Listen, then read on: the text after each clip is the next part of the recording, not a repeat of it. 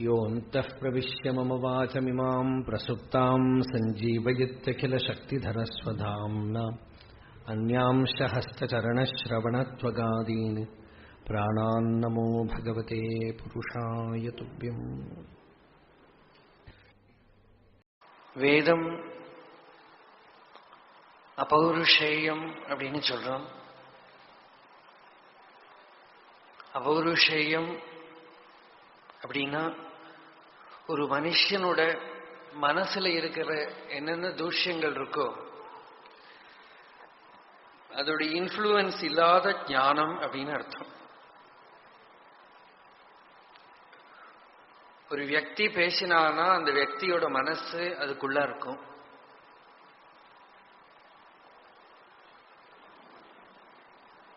எந்த விஷயத்தையும் யார் எடுத்து பேசுற போதும் எழுதுற போதும் அந்த பேசுற ஆளு கொஞ்சம் அதுக்குள்ள இருப்பான். அந்த தூஷ்யம் இல்லாம வரக்கூடிய விஷயத்துக்கு தான் ஸ்ருதின்னு பேரு, வேதம்னு பேரு.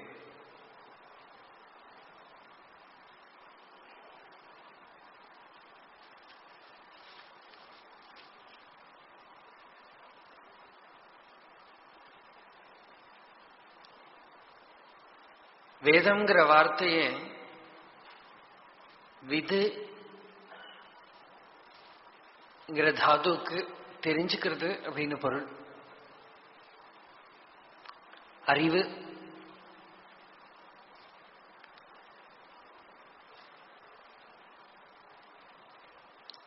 அறிவு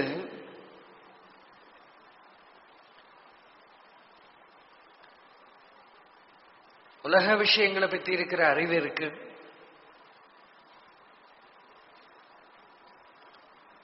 அதுக்குதான் நாம சம்பிரதாயமா அபராவித்யா அப்படின்னு சொல்றோம்.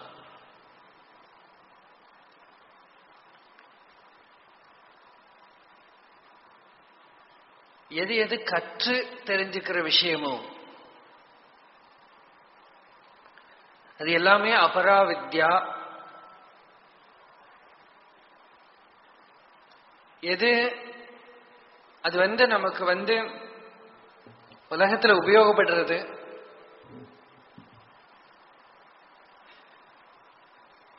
புத்தியில ஒரு அறிவா நிக்கிறது, அதனால அதுக்கு அபராவித்யா அப்படின்னு பேர்.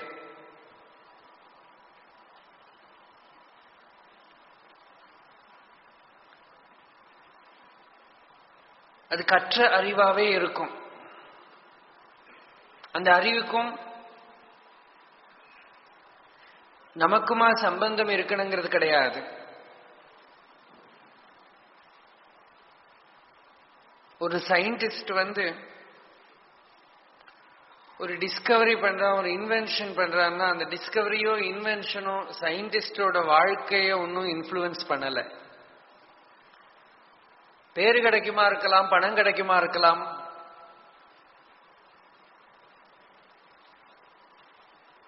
அது அப்ஜெக்டிவ் நாலேஜ்.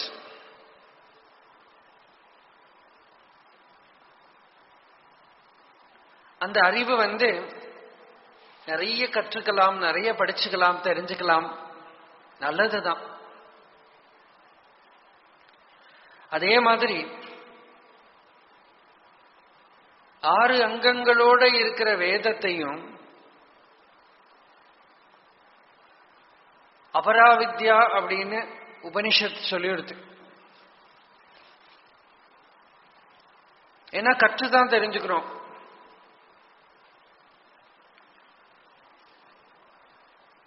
அந்த அபராவித்யா நமக்கு இந்த உலகத்துல தார்மீகமான சுகத்தை கொடுக்கிறது,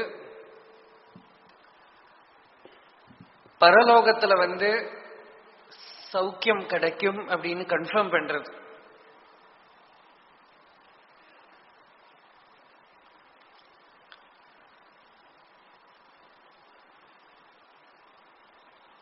ஒரு மனுஷனுக்கு எப்ப உலகத்துல இருக்கிற அறிவுலையும் அவனுக்கு வைராக்கியம் வந்துடுத்து,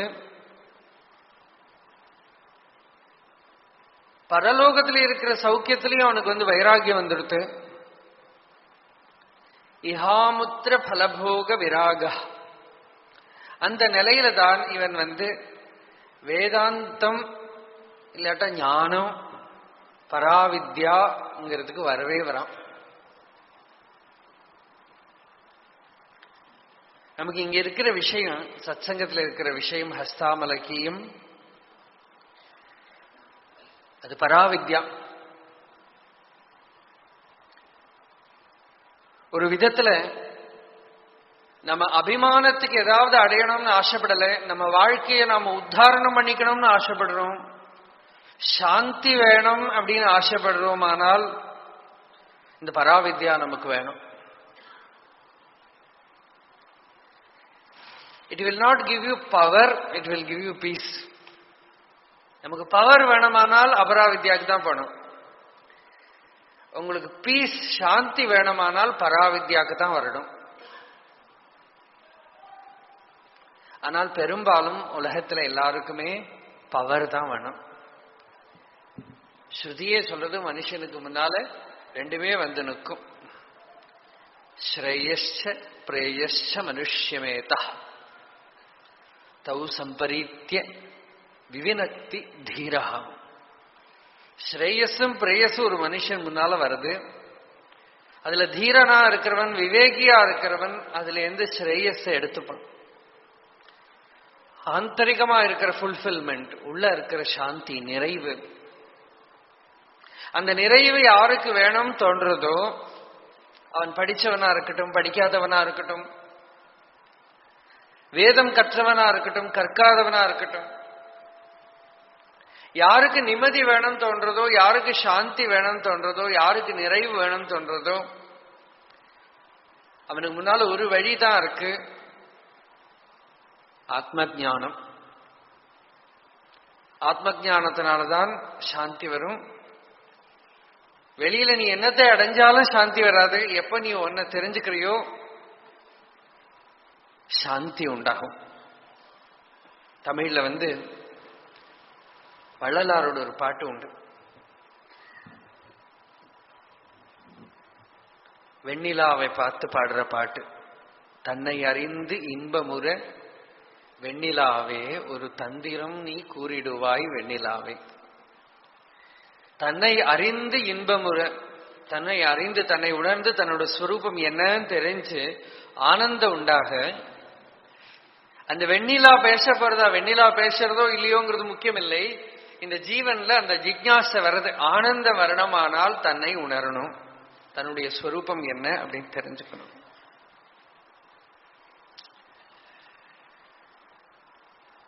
ஆத்ம ஞானத்துல எப்ப நமக்கு விருப்பம் வருதோ,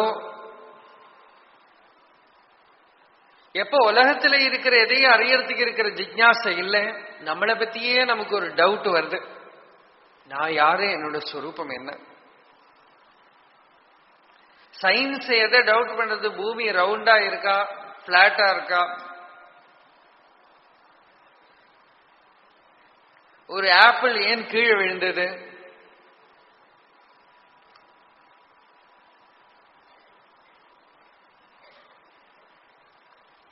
அதுக்கு ஏதோ எக்ஸ்பிளனேஷன் கொடுக்கிறது.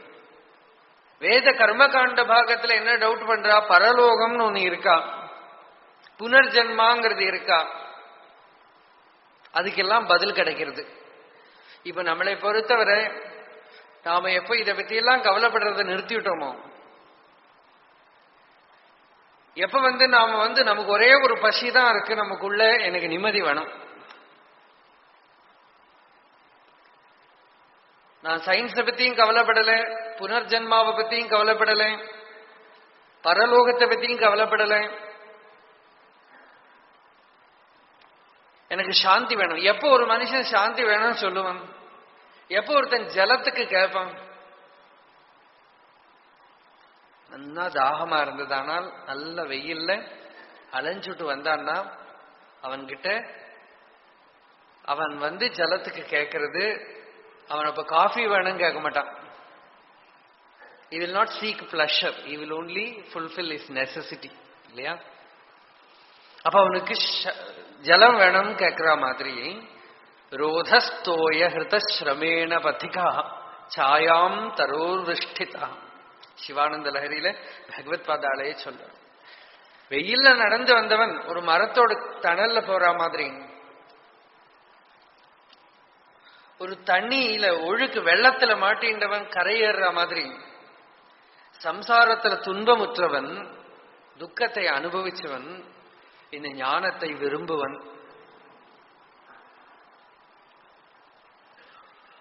ஞானத்தை தவிர எதையும் விரும்ப மாட்டான். அந்த நிலையில நமக்கு இந்த சத்சங்கம் பிரயோஜனப்படும். நான் பொதுவா சாயந்திர வேளையில இந்த மாதிரி பிரகரண கிரந்தங்களோ வேதாந்த விஷயங்களோ எடுத்துக்கிறது கிடையாது. பாகவதமோ பகவத்கீதை எடுத்துக்கிறது உண்டு. வேதாந்தமா இருந்தாலும் கர்மயோகமும் தியான யோகமும் எல்லாம் கீதையில இருக்கிறதுனால பகவத்கீதை எடுத்துக்கிறது உண்டு. ஹஸ்தாமலகங்கிறது ரொம்ப பிரௌட சூக்ஷ்மமான விஷயம். அது ஏன் அந்த ஒரு பேரை கொடுத்தேன்னு எனக்கும் தெரியல. இந்த மாதிரி ஒரு பப்ளிக் ஸ்பீச் மாதிரி பண்ண வேண்டி வரும் நானும் நினைக்கல. ரொம்ப ஸ்ரத்தையோட தான் நீங்கள்லாம் வந்திருக்கீங்கள எனக்கு தெரியும்.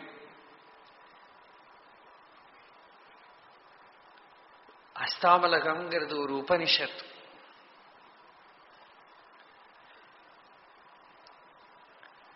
அது ஒரு ஸ்லோகம் இல்லை, அது ஒரு உபனிஷத்.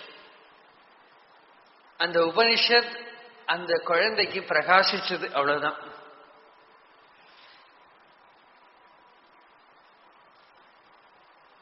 அதுல இருக்கிற விஷயம் என்ன? இப்போ பெரியவா சொன்ன மாதிரி கையில இருக்கிற நெல்லிக்கனி, கையில இருக்கிற நெல்லிக்கனி கையிலேயே வச்சுட்டு இருந்தா போறாதே. கையினில் கனி, ரமண பகவான் அருணாச்சல அக்ஷரமண மாலையில ஒரு பாட்டு, கையினில் கனி உன் மெய்ரசம் கொண்டு வகை வெறி கொள்ள அருள் அருணாச்சல. ஹே அருணாச்சல சிவா. அருணாச்சல சிவன்னா யாரு? ஆத்மா தான். விஷ்ணு, சிவன், என்னன்னா தேவதைகள் சொல்லுங்க. எல்லா தேவதைகளும் உங்க அந்த ஹிருதயத்துல எது நான் நான் நான் நான் ஸ்புரிச்சுட்டு இருக்கோ அதோட உண்மையான ஸ்வரூபம் தான் சகல தேவதைகளுக்கும் மூலம். கிருஷ்ணன் கீதையில சொன்னா அகம் ஆத்மா குடாகேஷ சர்வபூதாசய ஸ்திதா. அந்த ஸ்லோகத்தை வச்சுட்டு வேணும் கீதையை பூரா வியாக்கியானம் பண்ண. கீதையில எங்க கிருஷ்ணன் எனக்கு சரணாகதி பண்ணு, என்னை தெரிஞ்சுக்கோ, என்னை தியானம் பண்ணு, என்னை பஜனம் பண்ணு எல்லாம் சொல்ற போது இந்த அகமாத்மா குடாகேஷங்கிற ஸ்லோகம் எங்கேயா பேக்ல நின்றுட்டே இருக்கணும். அப்பதான் அந்த வியாக்கியானம் கரெக்டா இருக்கும். அந்த மாதிரி எல்லா தேவதைகளும் நமக்குள்ள இருக்கு.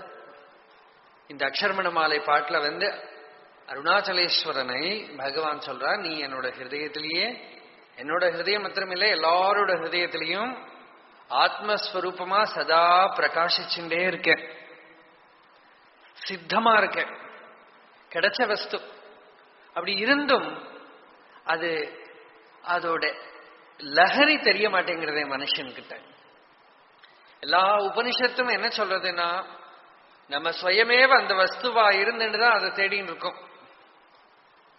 இருக்கிற கோவில் எல்லாம் தேடுறோம், இருக்கிற மகான்கள் கிட்ட எல்லாம் தேடுறோம், ஹிமாலயத்துல எல்லாம் தேடுறோம், குகையில தேடுறோம், சமுத்திரத்துல தேடுறோம், எங்கெங்கெல்லாமோ தேடுறோம். ஈஸ்வரனை தேடி அலைஞ்சுட்டே இருக்கோம். தமிழ்நாட்டுல சில கோயில் எல்லாம் பார்த்தேன்னா திருமந்திரத்திலேருந்து ஒரு பாட்டு எழுதி வச்சிருப்பா, நாடும் நகரமும் நத்திருக்கோயிலும் தேடித் திரிந்து சிவபெருமான் என்று பாடுமின் பாடி பணிமின் பணிந்தபின் கூடிய நெஞ்சத்து கோயிலாய் கொள்வனே. அந்த பாட்டு பார்த்தா ரொம்ப அழகே. என்ன இதெல்லாம் பண்ணாதேங்கல, இதெல்லாம் பண்றதை கேலியும் பண்ணல. நாடும் நகரமும் நல்திருக்கோயிலும் தேடித் திரிந்து,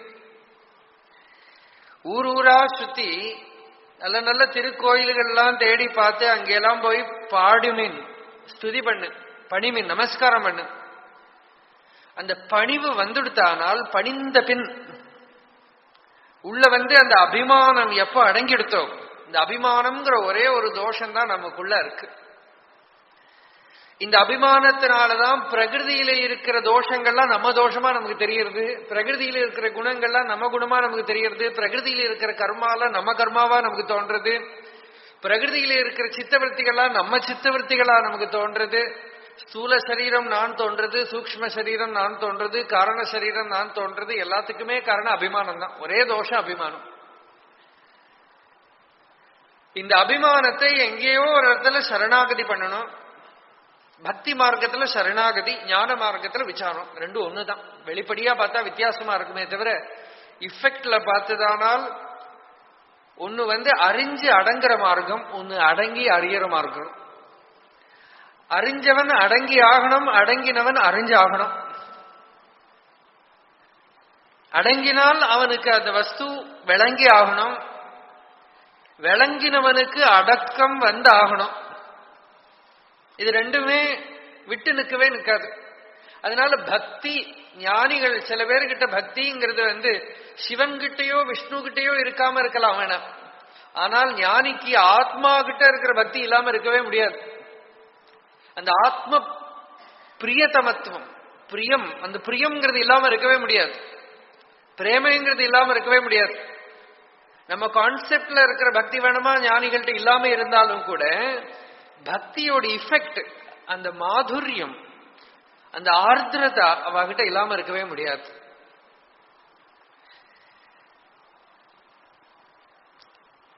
நமக்கு எப்பவுமே சித்தமாயிருக்கிற வஸ்து, கிடைச்சிருக்கிற வஸ்துவை அங்கங்க தேடி அலைஞ்சு அந்த பணிவு வந்துடுத்தானால் நெஞ்சத்து கோயிலாய் கொள்வனே. ஹிருதயம்ங்கிற கோயிலையே, ஹிருதயங்கிற மந்திரத்துல ஸ்ரீகோவில்ல அந்த பகவான், நீ யார தேடுறியோ யார உபாசனை பண்றியோ அந்த ஈஸ்வரன் ஹிருதயத்துல உனக்குள்ளேயே அந்தர்யாமியா பிரகாசமாவர் அப்படின்னு திருமந்திரத்துல ஒரு பாட்டு. பகவத் பாதாள் 3 ஸ்லோகத்தை உபயோகப்படுத்தி இருக்கா சிவானந்த லஹரியில இதே தத்துவத்தை சொல்ல. நரத்வம் தேவத்வம் நகவன மிருகத்வம் அசகதா பசுத்வம் கீடத்வம் பவது விஹகத்வாதி ஜனனம் சதா த்வத் பாதாப்ஜ ஸ்மரண பரம் ஆனந்த லஹரி விஹாராசக்தம் சேத் ஹிருதயமிஹ கிம் தேன வபுஷா வடுர்வா கேஹீவாம் யதிரபி ஜடீவா ததிதரோ நரோ வா யஹ் கஷ்சித் பவது பவ கிம் தேன பவதி யதீயம் ஹிருத்பத்மம் பவததீனம் பசுபதே ததீயஸ்துவம் சம்போ பவசி பவபாரம் ச வஹசி குஹாயாம் கேஹே வா புனரபி வனே வா அத்ரிசிகரே ஜலே வா வன்ஹோ வா வசது வசதேஹ கிம் வத பலம் சதைவ யஸ்ய அந்தఃகரணமபி சம்போ தவ பதே ஸ்திதச்சேத் யோகோசௌ சச்ச பரமயோகி சச்ச சுகி. இந்த ஸ்லோகம் கொஞ்சம் கொஞ்சம் பல கிரந்தங்கள பாட வித்தியாசத்தோட இருக்கலாம். 3 ஸ்லோகத்திலையும் முதல்ல மனுஷனா இருக்கணுங்கிறது கூட கிடையாதுங்கிற, மிருகசரீரமா இருந்தாலும் கூட பரவாயில்ல, யாருக்கு ஹிருதயத்துல பகவத் அனுபவம் இருக்கோ, அது பக்தி கிரந்தமா இருக்கிறதுனால ஹே பரமேஸ்வரா, உன்னை யாரு ஹிருதயத்துல அனுபவிக்கிறானோ அவன் சரீரத்தினால நரத்துவம் தேவத்துவம் நகவன மிருகத்துவம், மனுஷனா இருக்கட்டும் மிருகமா இருக்கட்டும் பட்சியா இருக்கட்டும் ஏன் ஒரு கொசுவா கூட இருக்கட்டும்ங்கிற மசகத்துவம் வா பவத்து.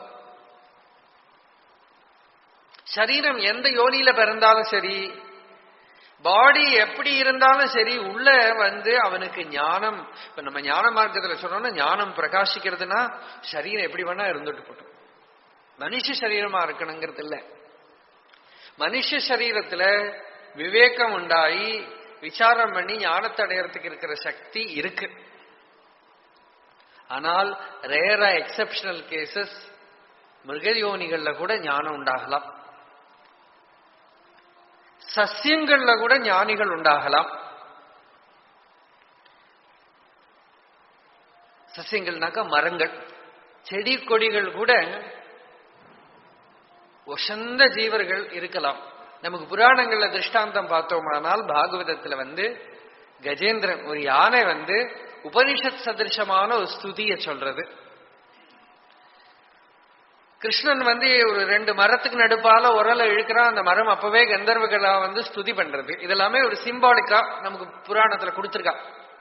மகான்கள் சரித்திரம் நாம பார்த்தோம்னாக்க இதுக்கெல்லாம் திருஷ்டாந்தம் உங்களுக்கு பார்க்கலாம். செடி கொடிகள்ல கூட there were enlightened beings. இப்ப நாங்க சுகஸ்தல் போயிட்டு வந்தோம். 4-5 நாள் தான் வந்தவா கூட நிறைய பேர் இருக்காங்க. பாகவதம் நடந்த இடம்னு பிரசித்தம். அது கங்கா தீரத்துல பாகவதம் நடந்த ஸ்தலம். பெரிய ஒரு விருட்சம், வடவிருட்சம் இருக்கு, ஆலமரம் இருக்கு, அங்கங்க பரவி இருக்கு, பிருகத்தா பிரம்மாண்டமா இருக்கு. அநேகாயிரம் வருஷங்கள் ஆயிடுத்து அந்த விருட்சம்னு சொல்றா. அந்த விருட்சத்துக்கு கீழே பாகவதம் நடந்ததா இல்லையா, இதெல்லாம் யாரு கண்டுபிடிச்சா, இப்படி எல்லாம் குவெஸ்டின் கேட்டுதானா வேணா யாருக்கும் பதில் சொல்ல முடியாது. ஏன்னா கங்கை கரையிலேருந்து கொஞ்சம் தூரக்க அந்த விருட்சம் இருக்கு. பரீட்சித் இங்கதான் வந்தார், பாகவதம் இங்கதான் சுகர் சொன்னார் அப்படின்னு யாரோ மகான்கள் சொல்லியிருக்கா, பரம்பரையா கேட்டு வந்திருக்கு, தெரியல. அதனாலதான் நம்ம எல்லாம் அங்க போனோம். இங்கதான் பாகவதம் நடந்ததா இல்ல அப்படின்னு நாளைக்கு வேணா யாராவது தீசிஸ் எழுதி ரிசர்ச் பண்ணி ப்ரூவ் பண்ணி இங்க நடக்கல அப்படின்னு ப்ரூவ் பண்ணலாம். புத்தினால என்ன வேணா பண்ணலாம். ஆனால் இந்த போன வாழ்க்கை எல்லாருக்கும் தெரியும் பாகவதம் நடந்ததோ இல்லையோங்கிறது இட் இஸ் இன்சிக்னிபிகண்ட். அந்த மரத்து பக்கத்துக்குள்ள போனாலே ஒரு அலௌகிக க்ஷேத்திரம், ஒரு அலௌகிகமான சாநித்தியம் எல்லாருக்குமே. அது ஒன்றும் இமேஜின் பண்ணிக்கவே வேண்டாம். ஒன்னும் நம்ம ஏதோ ஒரு கோவிலுக்கு போறோம் அப்படின்னு இல்லை, இமேஜின் பண்ணிக்கவே வேண்டாம். நிறைய பேர் அந்த மாதிரி இருக்கிற சென்சிட்டிவிட்டி எல்லாம் இல்லாதவாளுக்கு கூட அந்த சந்நிதியில போனா ஏதோ ஒரு அலௌகிகமான ஒரு சாநித்தியத்துக்கு வந்த மாதிரி தெரியும். அதுக்கு சிம்பிள் எக்ஸ்பிளனேஷன் என்ன, அந்த விருட்சம்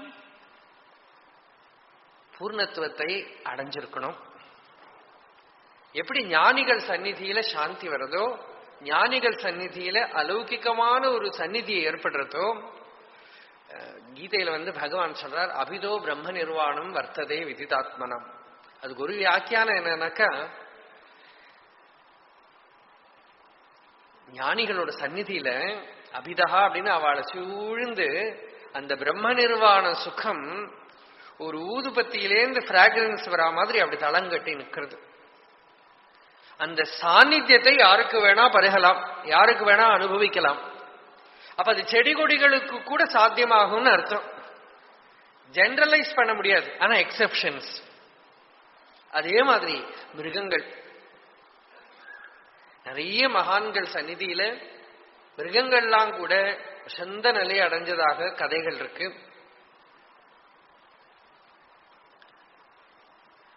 மூணாவது பகவத்பாதால எதை கொடுக்கிறாருனாக்கா,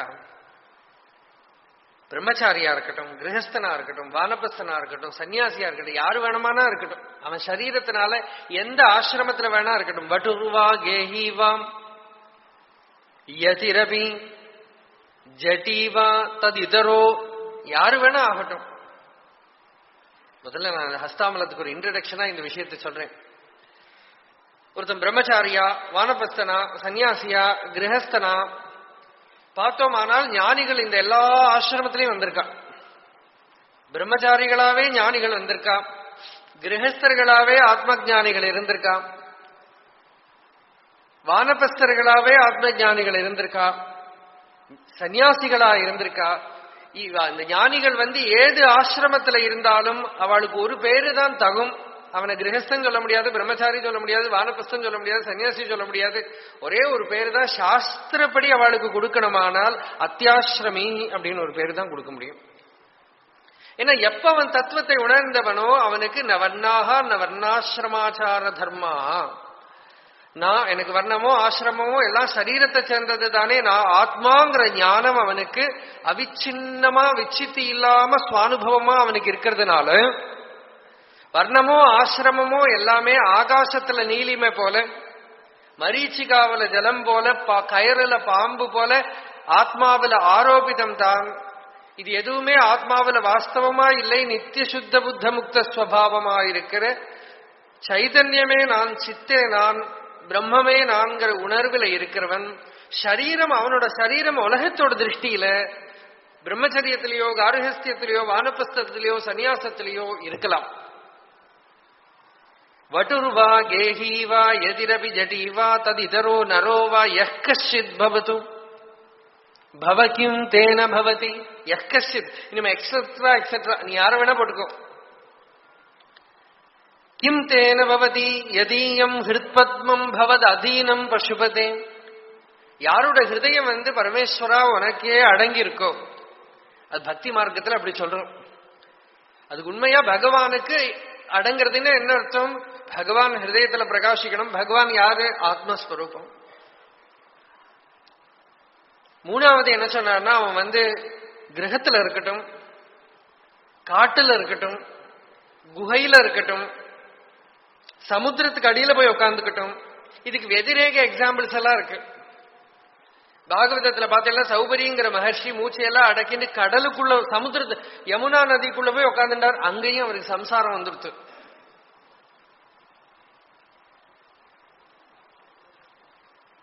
இந்த ஞானம்ங்கிறது ரொம்ப விசித்திர விஷயம்.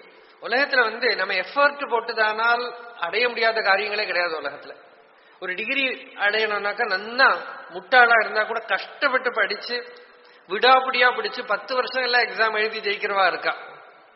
ஒரே எக்ஸாம். சிலவெல்லாம் ஸ்கூல்ல டீச்சர்ஸை விட எக்ஸ்பீரியன்ஸ்ட். ஜெயிக்காம விட மாட்டாவா. கொஞ்ச நாள் படிச்சு படிச்சு படிச்சு படிச்சு எப்போ ஒரு நாளைக்கு அவளுக்கு ஜெயிச்சுதான் ஆகணும். அப்போ உலகத்துல இருக்கிற வித்தியெல்லாம் அப்படி கற்றுண்டு விடலாம்.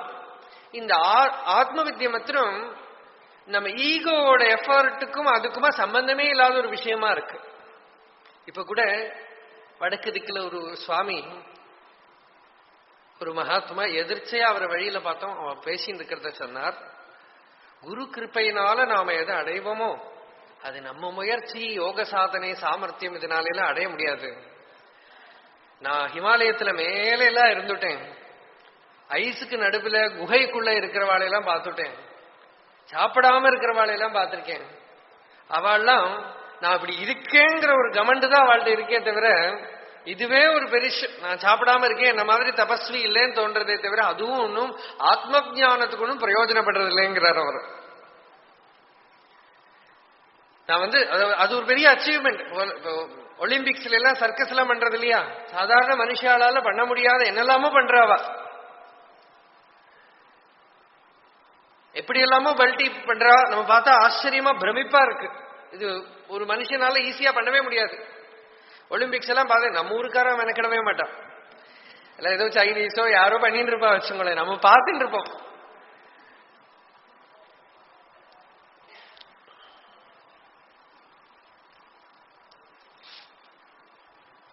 நம்ம ரொம்ப திவ்யமான தேசமோ இல்லையோ, அதனால ஒலிம்பிக்ஸ்க்கெல்லாம் போயிட்டு வந்தப்போ ஒரு பேப்பர்லயே மலையாளம் பேப்பர்ல போட்டிருந்தது, சம்பூஜ்யர்களாக திரும்பி வந்தார்கள் அப்படின்னு. சம்பூஜ்யர்கள் அப்படின்னு.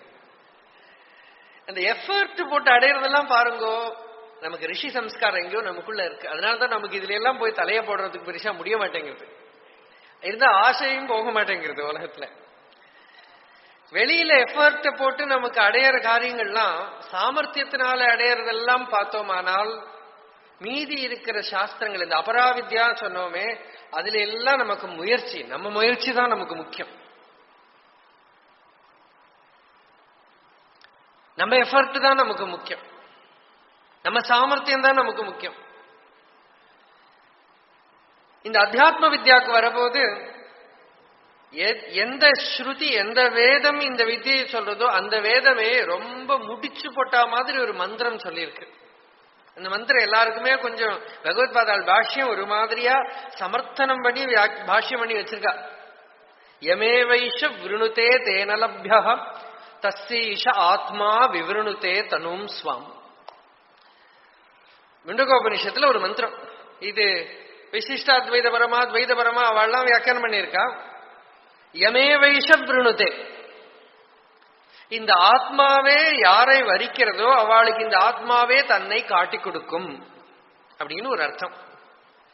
பகவத்பாதால எப்படி பாஷ்யம்னாக்கா, எந்த சாதகன் இந்த ஆத்மாவை வேணும், எனக்கு ஆத்ம ஞானம் வேணும், எனக்கு சாட்சா்காரம் வேணும், எனக்கு வேற எதுவும் வேண்டாம், உலகத்தில் இருக்கிற எதையும் நாம் விரும்பலை, எனக்கு இதுதான் வேணும் அப்படின்னு டீப் டவுன் பூர்வ நம்ம இந்த சங்கல்பம் இருக்கும் இல்லையோ, ரொம்ப முக்கியம். விவசாயாத்மிகா புத்தி அப்படின்னு பகவான் கீதையில சொல்ல.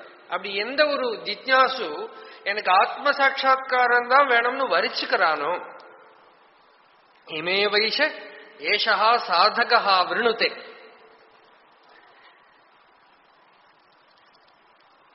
எந்த சாதகன் எனக்கு இந்த ஆத்மாவை வேணும்னு வரிச்சுக்கிறானோ அவனுக்கு இந்த ஆத்மா தன்னை வெளிப்படுத்தி கொடுக்கிறது. ஒரு விதத்துல பார்த்தால் இந்த பிரம்ம வித்தியை போல சிம்பிள் எதுவும் கிடையாது.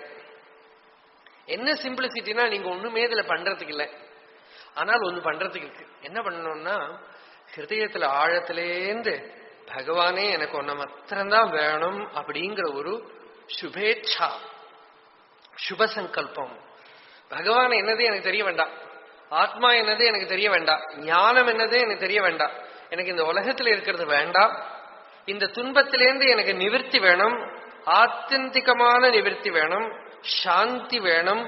இது ஒரு தாகம் ஆழத்திலேந்து ஹிருதயத்திலேந்து வரணும். ஒரு ஸ்பிரிச்சுவல் ரெஸ்ட்லெஸ்னஸ் அது எங்கேயோ உள்ள வந்துடுத்தானால் அது எப்படி வருத்துறது? அதை ஆர்டிபிஷியலா வருத்த முடியாது. அதனால்தான் எதை விதிச்சதோ அந்த ஸ்ருதியே சொல்லித்து, பரீட்சிய லோகான் கர்மச்சிதான் பிராமணோ நிர்வேதமாயாது. இந்த நிர்வேதம்ங்கிறதே இந்த ஸ்திதி தான். இவனுக்கு வைராக்கியம் வைராக்கியம்னா வெறுப்பு இல்லை, இவனுக்கு ஞானம் வேணும், இவனுக்கு ஜென்ம மிருத்யு ஜரா வியாதிங்கிற 4 தோஷங்களை இவன் பார்க்கிறான். இந்த தோஷத்துக்கு பரிகாரம் உலகத்துல ஒண்ணும் கிடையாது. என்னென்ன சாமர்த்தியத்தினால அடைஞ்சாலும் இந்த 4 தோஷங்கள் இவனை பாதிக்கப்படுறது, சரீரம் இருக்கிறவரை இது பாதிக்கப்படுறது. அதனால இந்த தோஷத்திலேருந்து இருக்கிற விமுக்திக்கு இருக்கிற ஆசை இவனுக்கு டீப் டவுன் இவனுக்குள்ளேந்து வருது.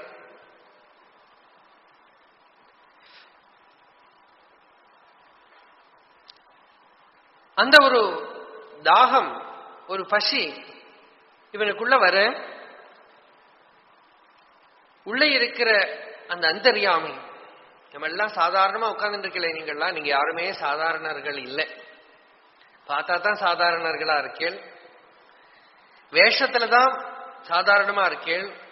உங்களுக்கு ஒருத்தருக்கும் உள்ள எஸ் சர்வஜ்ஞா எஸ் சர்வவித் எஸ்ய ஞானமயம் தபா, சர்வஜனும் சர்வவிதுமாயிருக்கிற அந்த சர்வேஸ்வரன் அந்தர்யாமியா உள்ள உட்கார்ந்து இருக்கான். அவன் ரிவீல் பண்றதுக்கு ரெடியாவும் இருக்கான். ஆனா நாம கேட்க மாட்டேங்கிறோம், அவனை கூப்பிட மாட்டேங்கிறோம். வேற யாரையெல்லாமோ கூப்பிட்டு இருக்கோம், வேற யாரையெல்லாமோ கேட்டு இருக்கோம், வேற எதையெல்லாமோ ஆசைப்பட்டு இருக்கோம். இப்ப கூட சத் சங்கத்துக்கு வரது கூட நல்ல லெக்சர் கேட்டுட்டு வரோம் அப்படின்னு வந்திருப்போம்.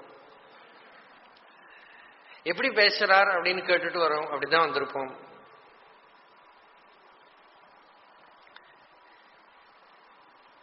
எப்ப நமக்கு இந்த ஜிக்ஞாசா, பாகவதம் சொல்ற போது கூட சும்மா வேடிக்கையா கேட்டேன், பகவானோட ரொம்ப பெரிய அவதாரம் என்னது தெரியுமா? நிறைய பேர் சொன்னா கிருஷ்ண அவதாரம், எல்லாருமே கிருஷ்ண அவதாரம் தான் சொல்லுவா. ஏன்னா கிருஷ்ணஸ்து பகவான் ஸ்வயம்னு பாகவதத்துல இருக்கோ இல்லையோ. அப்போ அதுக்கு சொன்னது கிருஷ்ணாவதாரம் இல்லையப்பா, பரீட்சித்தோட ஹிருதயத்துல ஒரு அவதாரம் வந்தது. அந்த பாகவதம் கேட்கணும் அப்படின்னு ஒரு ஜிக்ஞாசை வந்தது. அந்த ஜிக்ஞாசை தான் பெரிய அவதாரம். சுகாச்சாரியால பார்த்து எனக்கு வேற எதுவும் வேண்டாம், நான் தட்சகனை கூட பயப்படலை, எனக்கு பகவானை பத்தி சொல்லுங்கோ அப்படின்னு கேட்டானே. அந்த பிரம்ம ஜிக்ஞாசா இருக்கே, அதுதான் the greatest manifestation of the self. உள்ளேந்து அந்தர்யாமியோட நிஸ்வாசம்ங்கிறதே அது தன்னையே காட்டிக்கிறது. It wants itself to be recognised. அது தானே தன்னை வெளிப்படுத்திக்கிறதுக்கு ஆசைப்படுற போது நம்ம மனோமண்டலத்துல சத்சங்கத்துல ஒரு ருச்சி வரும், மகாவாக்கிய சிரவணத்துக்கு ஒரு ருச்சி வரும், வேதாந்த சிரவணத்துக்கு ருச்சி வரும். அந்த ஒரு ஜிக்ஞாசை உள்ள உண்டாயிடுத்துனாக்கா அதுக்கப்புறம் நம்ம சிரவணமே மாறுபட்டு இருக்கும். நம்ம சிரவணம் பண்றது கூட ஏனோதானோன்னு கேட்க மாட்டோம். தெரிஞ்சுக்கணும்ங்கிறது ஒரு இச்சையோடு கூட கேட்க மாட்டோம். நம்ம கேட்கிற போதே அதுவாவே ஆயிடுவோம். சிரவணம்ங்கிறது ஒரு ஆப்ஜெக்டா இருக்காது. நமக்கு பின்னால நம்ம ஹிருதயம் பூரா காதுக்கு பின்னால இருக்கும். பார்த்தோம்னா நம்ம சம்பிரதாயங்கள் பூரா பார்த்தோம்னா சிரவணத்துக்கு அவ்வளவு பிராதானியம் கொடுத்திருக்கா. அரே அயம் ஆத்மா திரஷ்டவ்யா. யாஜ்ஞவல்கியர் சொல்றார் மைத்ரேயி கிட்ட, அம்மா மைத்ரேயி ஆத்மாவை தெரிஞ்சுக்கணும். திரஷ்டவ்யானா பார்க்கணும்னு அர்த்தம். அது ஒரு வெளி வஸ்துவா பார்க்க முடியாது. யாஜ்ஞவல்கியருக்கு மைத்ரேயி கிட்ட அவ்வளவு பிரியம். இதெல்லாம் நாம பார்க்கணும். நம்ம ஆத்ம வித்தியை கிரகஸ்தாசிரமத்திலேருந்து பிரிச்சு வச்சு என்னைக்கு சன்னியாசாசிரமத்துக்கு மாத்திரமா மாத்தின்னு விட்டோமோ அன்னைக்கு கிரகஸ்தாசிரமம் எல்லாமே கெட்டு போயிடுது. கீதையில பார்த்தேன்னா பகவான் சொல்றார், விவஸ்வானுக்கு உபதேசம் பண்ணே, மனுவுக்கு வந்தது, இக்ஷ்வாகுக்கு வந்தது, பரம்பரையா வந்தது. யோகோ நஷ்ட பரந்தபா. நம்ம புராணங்கள்லாம் பார்த்தோம்னாக்கா இவெல்லாம் அடைஞ்சிருக்கா. அந்த ஞானம் நமக்கு இருந்தால்தான் நமக்கு சாந்தி வரும். அதுக்கு ஒரு வழி என்ன? யாஜ்ஞவல்கியர்கிட்ட மைத்ரேயி கேட்கிறா.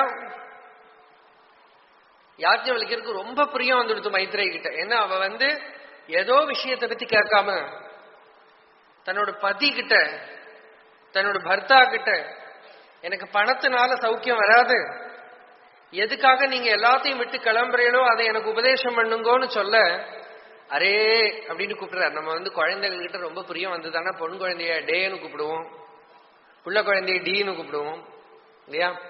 அந்த மாதிரி மைத்ரேயி கிட்ட அவருக்கு ஒரு பிரியம் வந்துடுத்து போல் இருக்கு. அரே அடே மைத்ரேயி, அடே மைத்ரேயி, ஆத்மா திரஷ்டவ்யா, இந்த ஆத்மாவை தெரிஞ்சுக்கணும். எப்படி தெரிஞ்சுக்கிறது? ஸ்ரோதவ்யோ மந்தவ்யோ நிதித்தியாசித்தவ்யா. முதல்ல ஆத்மாவை கேளு. யார்கிட்ட இருந்து கேட்கணும்?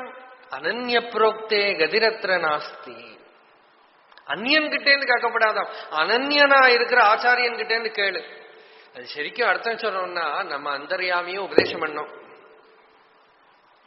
வெளியிலேந்து ஒரு குரு உபதேசம் பண்ணினாலும் அது நம்ம ஹிருதயத்துக்கு போய் நம்ம உள்ளேந்து சூக்ஷ்ம மண்டலத்துல தெளிவு ஏற்பட்டால்தான் நம்ம சொந்தமாகும், நமக்கு சுவானுபவம் ஆகும், நமக்கு சித்தமாகும். இல்லாட்டால் ஒரு லெக்சர் கேட்டதாவே இருக்கும்.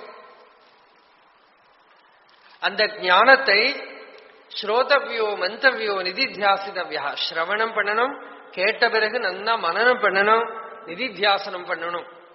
இப்ப ரிஷிகேஷ்ல 100 வயசாச்சு ஒரு சுவாமிகள் இருக்கார், அவதூதர். நாங்க போற சமயத்துல கங்கை கரையிலேயே உட்கார்ந்து இருந்தார். தினமும் கீதை சொல்லுவார். தண்டி சுவாமிகள்னு தான் அவருக்கு பிரசித்தி. அங்க தினமும் பகவத்கீதை ஹிந்தியில பேசுவார்.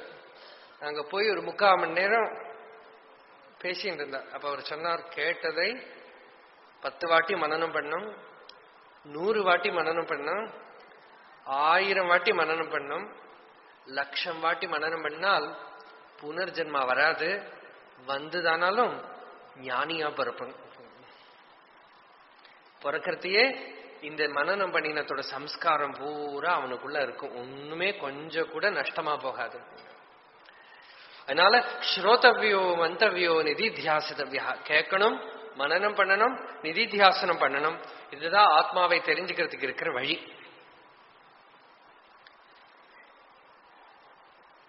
அந்த சிரவணத்துக்கு இருக்கிற ஒரு அனுகிரகமும் பகவான் பண்ணிட்டே இருப்பார். இப்போ அசுரர்களை கொல்றதுக்கு பகவான் அவதாரம் பண்றாருலாம் நம்ம புராணங்கள்ல சொல்றோம். நமக்குள்ள ஒரு அசுரன் இருக்கான், அஜ்ஞானங்கிற அசுரன். அந்த அஜ்ஞானத்தை நீக்கி ஞான பிரகாசத்தை கொடுக்கறதுக்கும் அப்பப்போ ஈஸ்வரன், நம்ம கிருஷ்ணாவதாரம் ராமாவதாரம் எல்லாம் பெருமையா சொல்லிக்கிறோமே, அதுல நமக்கு ஏதோ யுத்தம் பண்ணினது எல்லாம் நமக்கு தெரியறது. நம்ம பகவத் பாதாள அவதாரம் இல்லையானால் நமக்கு இன்னைக்கு கிருஷ்ணாவதாரம் கிடையாது, ராமாவதாரம் கிடையாது, ஒண்ணும் கிடையாது. ஆச்சாரியால் வந்த அப்புறம் தான் திருப்பி நமக்கு கிருஷ்ணாவதாரம் ராமாவதாரம் எல்லாம் மீனிங்ஃபுல் ஆச்சு. ஆச்சாரியால் அவதாரத்துல எந்த அசுரனை கொண்டார்,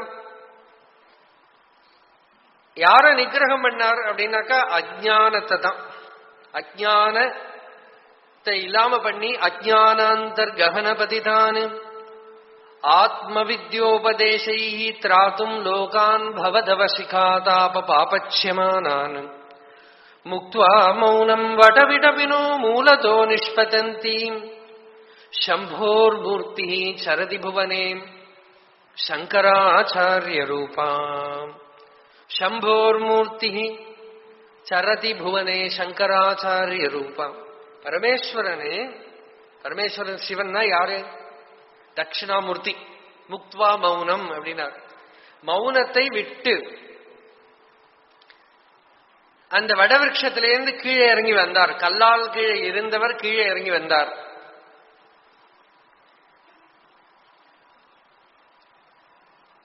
தட்சிணாமூர்த்தினா யாரு? தட்சிணா அப்படின்னாலே ஞானம் அப்படின்னு அர்த்தம்.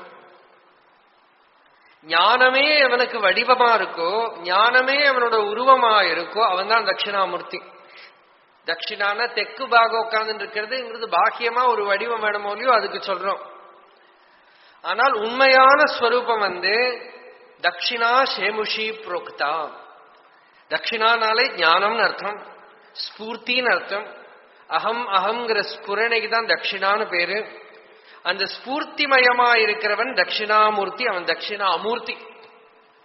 தட்சிணாமூர்த்தி இல்ல, தட்சிணா அமூர்த்தி. அந்த தட்சிணாமூர்த்தியே பகவத்பாதாள் உருவத்துல வந்தார் அப்படின்னு சங்கர விஜயம். அந்த சங்கர விஜயம் தான் நமக்கு இப்ப பகவத்பாதாள் சரித்திரம் கிடைக்கிறது. நிறைய சங்கர விஜயங்கள் இருக்கு பகவத்பாதாள் சரித்திரத்திலேயே. நிறைய இது நடந்தது, இது நடக்கலை, இப்படி நடந்தது, அப்படி நடக்கலை, கான்ட்ரவர்சிஸ் எல்லாம் இருக்கு. நமக்கு அதெல்லாம் முக்கியமே இல்லை. பகவத்பாதாளோட டேட்டை பத்தியே நிறைய பேருக்கு வாதங்கள் இருக்கு. ஒரு இடத்துல நிறைய அபிப்பிராயங்களோட வாதம் நடந்தது. அதுக்கப்புறம் எனக்கு பேச வேண்டி வந்தது. நான் சொன்னேன், பகவத்பாதாளோட அபிப்பிராயத்தை நாம எடுத்துட்டோம்னா பகவத்பாதாள் சொல்ல நான் பறந்துட்டே இல்லைங்கிறா. ஜனனமோ மரணமோ இல்லாத ஆத்மா நான் அப்படின்னு சொல்லியிருக்கார். அப்படின்னு என்ன கஷ்டமே இல்லையே, நமக்கு ஈஸி. அதனால ஞானமே தான் அவ ஸ்வரூபம்.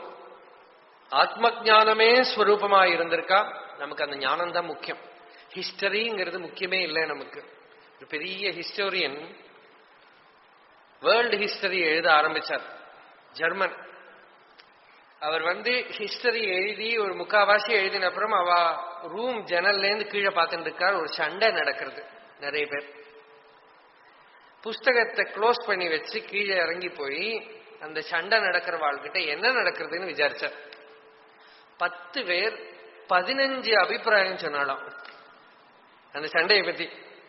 அப்ப இவர் பார்த்தவர் சொன்னார், என் கண் முன்னால தெரிஞ்ச விஷயம் பார்த்தவாள்கிட்ட கேட்கிற போதே ஒருத்தன் சொல்ற அபிப்பிராயம் அவனே சொல்ற அபிப்பிராயமே 2 விதமா இருக்கு. அப்படி இருக்கிற போது 1000 வருஷம் முன்னால 5000 வருஷம் முன்னால நடந்த விஷயங்களை பத்தி எப்படி சேஃபா ரெக்கார்ட் பண்ணி இதுதான் நடந்ததுன்னு சொல்ல முடியும்? யாராலையும் சொல்ல முடியாது. அந்த ஹிஸ்டரி எழுதுறதே விட்டுட்டார் அவர். அதனால்தான் ரிஷிகள் ஹிஸ்டரிக்கு இம்பார்ட்டன்ஸே கொடுக்கல. ஆட்டோபயோகிராபி கூட பர்ஃபெக்ட் ரெக்கார்டா இருக்காது. நானே என்னோட வாழ்க்கையை எழுதினா கூட என்னுடைய மனசு அதுல கலக்கும்.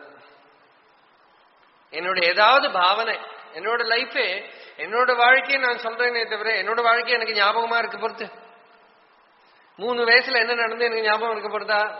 இல்ல இந்த வருஷத்துல பூரா என்னோட வாழ்க்கையை நான் சொல்றதே எனக்கு ஞாபகம் இருக்காது. அப்படி இருக்கிற போது ஒண்ணுமே ஃபேக்சுவல் ரெக்கார்ட்ஸ் இருக்க முடியாது. அப்படி இருந்தாலும் சில விஷயங்கள் நமக்கு அப்படியே கிடைக்கிறது. பகவத்பாதாள் லைஃப்ல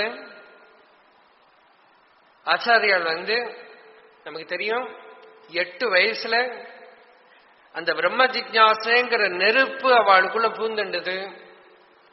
கேரளத்துல காலடியிலேந்து அந்த சின்ன குழந்தை மத்திய பிரதேசுக்கு குருவை தேடிட்டு போனதாக கதை.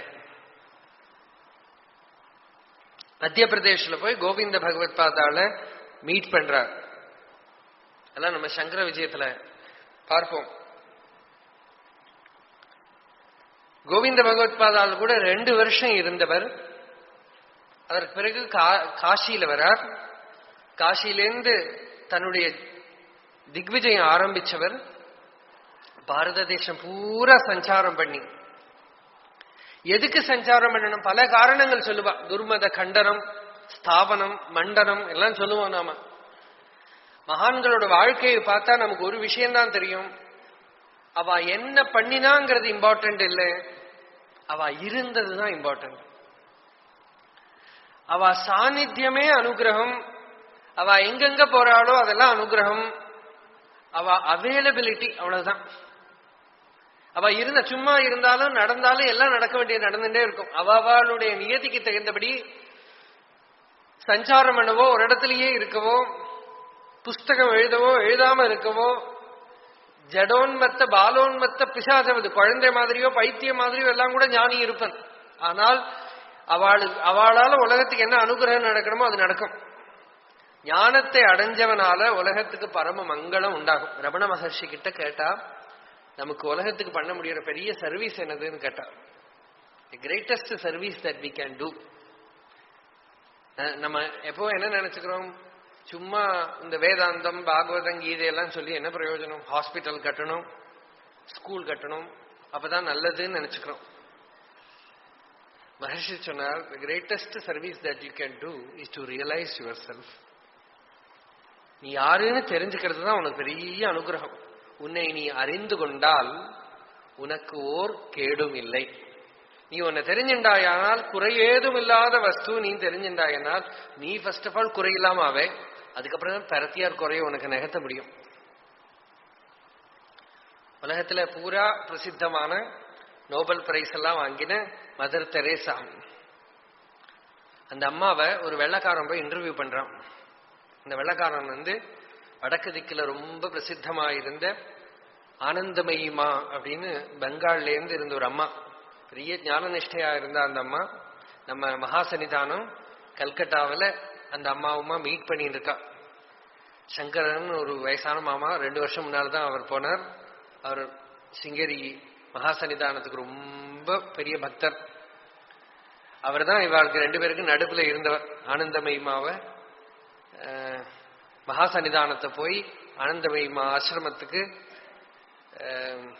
போய் நமஸ்காரம் பண்ணி கூட்டின்னு வந்தவரே அவர் தான். அந்த ஆனந்தமயிமாவோட ஒரு சிஷ்யம், ஒரு வெள்ளைக்காரன் இந்த மதர் தெரேசாவை போய் பார்க்கிறா. பார்த்து இன்டர்வியூ பண்றது அந்த அம்மா சொல்றா, நான் நிறைய பேருக்கு சாப்பாடு போட்டேன், நிறைய வியாதி இருக்கிறவாளுக்கெல்லாம் குணம் பண்ணினேன், அவளுக்கெல்லாம் சர்வ் பண்ணேன், நிறைய சர்வீஸ் சென்டர்ஸ் எல்லாம் ஆரம்பிச்சு எல்லாம் பண்ணினேன். இவ்வளவு நாளைக்கு பண்ணின அப்புறம் எனக்கு ஒரு விஷயம் தெரியறது. நான் அவளுக்கு சரீரத்துக்கு மனசுக்கு என்னெல்லாமோ கொடுத்தேன், ஆனா அவளுக்குள்ள என்னோ ஒரு ஆழமா ஒரு தாகம் இருக்கு. நான் பண்ணினதெல்லாம் அவளுக்கு போராது. அவளுக்குள்ள ஆழமா என்னோ ஒரு பசி இருக்கு. அந்த பசியை தீர்க்கறதுக்கு இருக்கிற மருந்து எங்கிட்ட இல்லைன்னு தெரியறதுங்கிற அந்த அம்மா. They are in need of a saint. They are in need of a spiritual teacher. நம்ம நினைச்சுக்கிறோம் நமக்குள்ள இருக்கிற தாகம் சரீரத்துக்கு இருக்கிறதெல்லாம் கொடுத்துடுச்சுன்னா தீர்ந்துடும் நினைச்சுக்கிறோம். மனசுக்கு இருக்கிறதெல்லாம் கொடுத்துருந்தா தீர்ந்துடும் நினைச்சுக்கிறோம். சரீரத்துக்கு மனசுக்கு கொடுத்த அப்புறம் தான் தெரியும் தீரலை, அப்படியே நிக்கிறதுன்னு தெரியும். பெரிய பெரிய பணக்காரர்களுக்கு தீரல, சக்கரவர்த்திகளுக்கு தீரல, உலகத்தை பூரா அடக்கணும்னு பார்த்த அலெக்சாண்டருக்கு தீர்ந்து போகல, பெரிய பெரிய குபேரர்களுக்கு தீர்ந்து போகல. அவளுக்கெல்லாம் நிக்கிறது குறை. ஏன்னா சரீரத்துக்கு இருக்கிறது எல்லா ஃபெசிலிட்டிஸும் கம்ஃபர்ட்ஸும் கிடைச்சாச்சு, மனசுக்கு இருக்கிற என்ஜாய்மெண்ட் என்டர்டெயின்மெண்ட் எல்லாம் கிடைச்சாச்சு. எல்லாம் அனுப்புறம் தேவர்களும் அபூர்ணமாவே இருக்கான்னு சொல்றது வேதம். தேவர்களும் அபூர்ணமாவே இருக்கா. தேவலோகத்தில் இல்லாத சௌக்கியம் கிடையாது, அபூர்ணமாவே இருக்கா. ஏன்? நமக்கு ஞானத்தினால எது வருமோ அது சரீரத்தினாலேயோ மனசினாலேயோ அடையிறது இல்லை. அந்த ஞானத்தை காட்டுறதுக்கு தான் அந்த அந்த ஜீவன் முக்தர்கள் ஸ்வயமேவ சம்சார சமுத்திரத்தை தரணம் பண்ணினவா. சாந்தா மகாந்தா நிவசந்தி சந்தः வசந்தவத் லோகஹிதம் சரந்தः தீர்ணா ஸ்வயம் பீமபவார்ணவம் ஜனான் அஹேதுனா அந்யானபி தாரயந்தः. விவேக சூடாமணியில ஒரு ஸ்லோகம். சாந்தாக மகாந்தா நிவசந்தி சந்தः. பகவத்பாதால் சொல்ற எல்லா காலத்திலையும் அவ இருப்பாளாம். அதனால்தான் நிவசந்தி, என்னைக்கோ ஒரு நாளைக்கு இருந்தார்னு போடல, நிவசந்தி சந்தः. நீ விவேக சூடாமணி எப்பப்ப படிக்கிறையோ அந்தந்த டைம்ல எல்லாம் இந்த ஜீவன் முக்தர்கள் இருக்கணும், இல்லாம இருக்க முடியாது.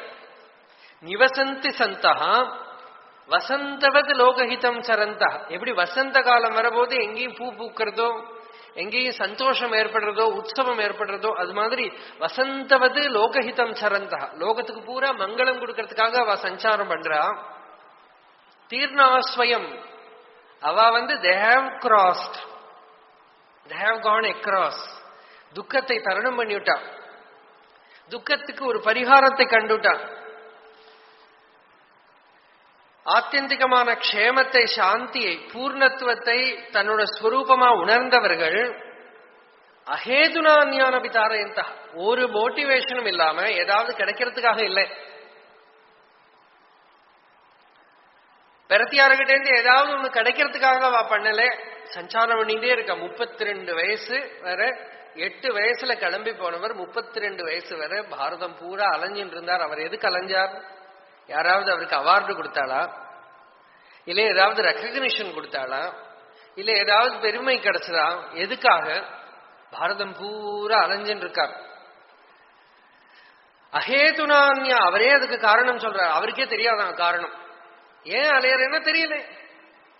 ஒரு அம்மாவுக்கு குழந்தை ஸ்கூல்ல இருந்து வரத்துக்கு லேட் ஆச்சுனாக்கா மனசு போட்டுட்டு அடிச்சுக்கிறது. எதுக்குமா அடிச்சுக்கிறேன், அதுதான் வந்துடுமே அப்படின்னு தெரியலையப்பா, மனசு போட்டு அடிச்சுக்கிறதுங்கிறா இல்லையா? அந்த மாதிரி விஸ்வ மாத்திருத்துவம் ஞானிகளுக்குள்ள ஆவிர்பவிக்கிறது. அந்த விஸ்வ மாத்திருத்துவம் ஞானிகளுக்குள்ள, எல்லாரும் அவளுக்கு குழந்தைகள் தான், எல்லாரையும் உத்தாரணம் பண்ணணும், எல்லாருக்கும் மங்களம் வரணும்னு ஒரு காஸ்ட்லெஸ் கம்பேஷன். அது அவளையே தெரியாம அவளுக்குள்ள அது வேலை பண்றது. அதனால நிரந்தர பிரயத்னம் பண்ணிட்டே இருக்கா. அஹேதுனான்யானபி தாரயந்தः. அப்படிதான் பகவத்பாதாள் பாரதம் பூரா சஞ்சாரம் பண்ணார். அப்படி சஞ்சாரம் பண்ணி வந்தவர் பல பேரையும் பார்த்தார். பண்டிதர்களை பார்த்தார், ரிலிஜியஸ் ஃபெனட்டிக்ஸ பார்த்தார், என்னோட மதம் மாத்திரம்தான் சரின்னு சொல்றவாளை பார்த்தார், கிறுக்குகளை பார்த்தார், மதம் சம்பிரதாயம்ங்கிற பேர்ல கிறுக்கு பிடிச்சிருக்கிறவாளை பார்த்தார், வயலண்டா இருக்கிறவாளை பார்த்தார், காபாலிகர்கள்லாம். அவ மதத்தை சாதிக்கிறதுக்கு யார வேணா கொல்லுவா, என்ன வேணா பண்ணுவா, அப்படி இருக்கிறவாளை பார்த்தார், பரம பக்தாளை பார்த்தார், மூடமான நம்பிக்கைகளை வச்சுட்டு இதுதான் மதம் சொல்லிட்டு இருக்கிறவாளை பார்த்தார், ஏதேதோ சிற்று தேவதைகளை எல்லாம் பிடிச்சுட்டு இதுதான் பூர்ணமான வஸ்துன்னு பிடிச்சுட்டு இருக்கிறவாளை பார்த்தார். அப்படியே அலைஞ்சின்னு இருக்கிறதுக்கு நடுப்புல எங்கெங்கயோ சேத்துல பூத்த செந்தாமரை மாதிரி ஞான ஸ்பூர்த்தி உள்ள ரத்னங்களையும் பார்த்தார். குப்பைக்குள்ள இருக்கிற ரத்னம் மாதிரி அங்கங்க ஜுவலிச்சது. அது அந்த பாரதம் பூரா சஞ்சாரம் பண்ணவர். ஞானிகளுக்கு ஒரு தாகம் உண்டே, ஒரு பசி. நம்ம இப்ப தமிழ்நாட்டில இருந்து போன வாழ்க்கை தயிர்ஞ்சாதம் கிடைச்சாதான் வடக்குக்கு போனாலும் பசி ஆடுறதுங்கிற மாதிரி ஞானிகளுக்கு ஞானிகளை பார்த்தா தான் திருப்தி ஆகும். அந்த ஞானத்தை அடையிற பக்விகளா இருக்கிறவாளையோ அடைஞ்சவாளையோ பார்க்கிற போது ஒரு சந்தோஷம், ஒரு நிறைவு, அதுவும் அவளுக்கு அங்கங்க கிடைச்சது. அந்த மாதிரி இருந்ததுல ஒரு அபூர்வமான ஒரு சந்திப்பு இது. பகவத்பாதாளுக்கு 4 சிஷ்யர்கள்னு நாம பொதுவா சொல்றோம். முக்கியமான சிஷ்யர்கள் பத்மபாதர், புரோடகர், ஹஸ்தாமலகர், சுரேஸ்வரர். இது இல்லாமையும் சித்சுகர் அப்படின்னு இன்னமும் சில பேர்லாம் நிறைய பேர் இருந்திருக்கா. அவெல்லாம் இந்த பரம்பரைக்கு காரணமா இல்லாததுனால தெரியல. இன்னும் அவளுக்கு 1000 சிஷ்யர்கள் இருந்திருக்கா. யார் யாரு எந்தெந்த நிலையில இருந்திருக்கா எல்லாம் ரெக்கார்ட்லாம் நமக்கு தெரியாது. நிறைய ஞானிகள் இருந்திருக்கா.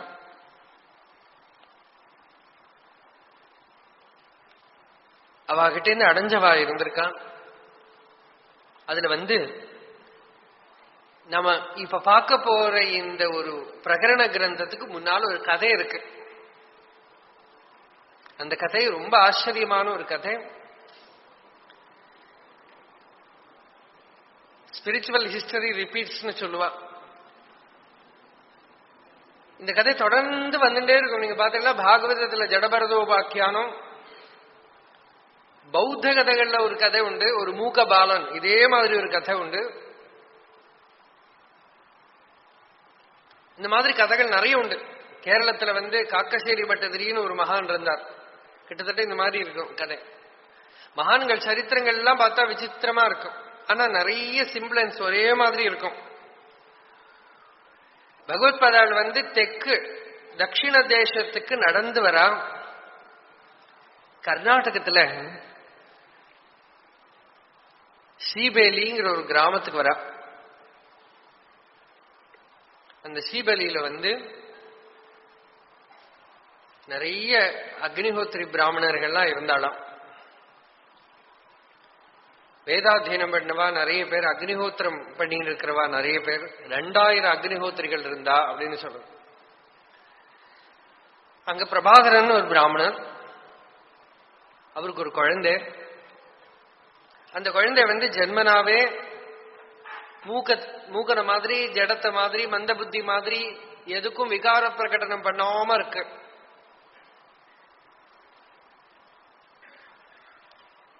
ஆனால் எந்த வைத்தியர்கள் கிட்ட யாருகிட்ட கொண்டு போனாலும் அவ சொல்றா, இந்த குழந்தைக்கு இன்னும் ஒரு பிரச்சனையும் தெரியல, இவன் ஏன் இப்படி இருக்கான்னா எங்களுக்கு சொல்ல தெரியல, மருந்துனால இவனை ஒன்னும் பண்ண முடியாதுன்னு விட்டான். நிறைய வைத்தியர்கள்ட்ட எல்லாம் கொண்டு போனான். அவ எல்லாமே சொன்னா இவனுக்கு ஒன்னும் குழப்பம் கிடையாது. இன்னைக்கே கொஞ்சம் ஸ்பிரிச்சுவல் இன்ட்ரெஸ்ட் இருந்ததுன்னா அம்மா அப்பா சைக்காட்ரிஸ்ட கூட்டின்னு போயிடுறான். அவனுக்கு கிறுக்கு இல்லாட்டாலும் கிறுக்கு வருத்தி விடுறான்.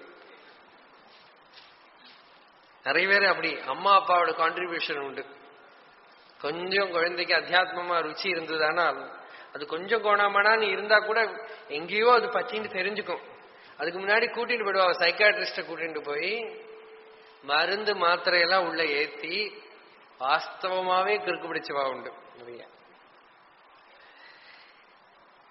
இவ நிறைய வைத்தியர்கள்ட்ட எல்லாம் கூட்டிட்டு போய் காட்டுனா, வைத்தியர்கள்லாம் பார்த்தா இந்த குழந்தைக்கு ஒன்னும் ஒரு குழப்பமும் இல்லை, ஒரு கோளாறும் இல்லை.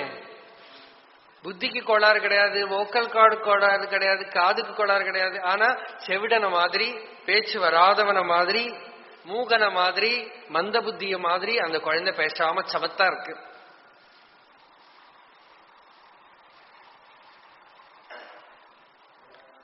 ஜடபரதர் அப்படித்தானே இருந்தார்.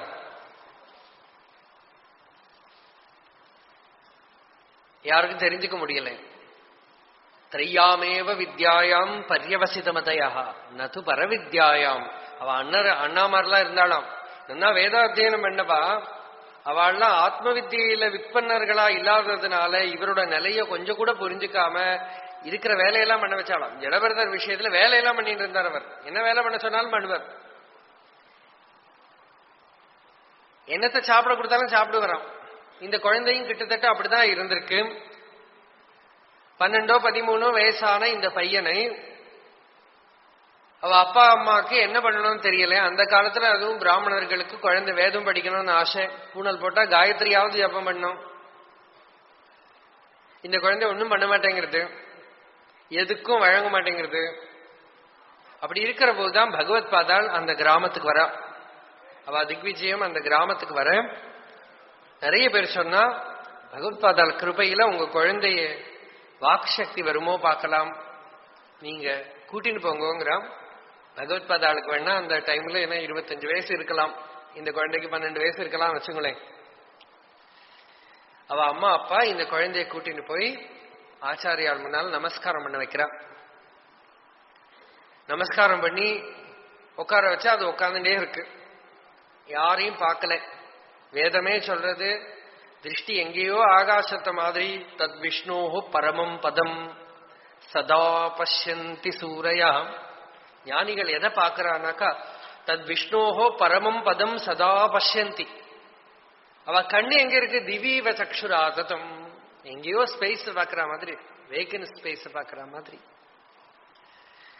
அந்த மாதிரி இந்த குழந்தை எங்கேயோ திருஷ்டி இருக்கு. சஸ்வத் அந்தரேவ பிரகாசத்தே. உள்ளேயே ஜுவலிச்சுட்டு இருக்கான், உள்ளேயே பிரகாசிச்சுட்டு இருக்கான், வெளியில இல்ல. யோ அந்த சுகா அந்தராராமஹ ததா அந்தர்ஜ்யோதிரேவயஹ சயோகி பிரம்ம நிர்வாணம் பிரம்மபூதோதிகச்சதி. பகவான் கீதையில சொல்றார், யோ அந்த சுகா அந்தராராமஹ ததா அந்தர்ஜ்யோதிரேவயஹ. உள்ளேயே அவனுக்கு சுகம், உள்ளேயே அவன் ரமிக்கிறான், அவனுடைய ஞானமும் உள்ளேயே தான் இருக்கு. வெளியில ஒன்னும் தெரியல இந்த குழந்தைய பார்த்து. அவ அம்மா அப்பா சொல்றா, பகவான் பகவான் இந்த குழந்தை இப்படிதான் பால்யத்திலேருந்து மந்த புத்தி மாதிரி முட்டாள் மாதிரி இருக்கு. யாரெல்லாமோ வைத்தியர்கள் கிட்ட எல்லாம் கூட்டிட்டு போயிட்டோம், ஒன்னும் சரியாகல, நீங்க தான் கிருபை பண்ணணும். இப்படி இந்த குழந்தைய வர்ணிச்சுட்டே இருக்கா அவ அம்மா அப்பா. இதெல்லாம் நாம மனசுல பாக்கணும் அந்த பிக்சர். பகவத்பாதாள் அந்த குழந்தைய பாக்குறா. இந்த குழந்தை திருப்பி பார்க்கல, திருஷ்டி எங்கேயோ இருக்கு. அவ சூக்ஷ்மமா பார்த்துட்டே இருக்கா. உத்கிராமந்தம் ஸ்திதம் வாபி புஞ்சானம் வா குணான்விதம் விமூடா நானு பஷ்யந்தி பஷ்யந்தி ஞான சக்ஷுஷா. பகவான் கீதையில சொல்றார், மூடர்கள் வெளியில இருக்கிற வஸ்துவை தான் பார்க்கிறான். ஞான சக்ஷுஷ் இருக்கிறவன் உள்ள இருக்கிறவனை பார்த்துட்டே இருப்பன். யாரு உள்ள இருக்கானோ அவனை ஊடுருவி பார்க்கிற சக்தி ஞான சக்ஷுஷ் இருக்கிறவனுக்கு இருக்கு.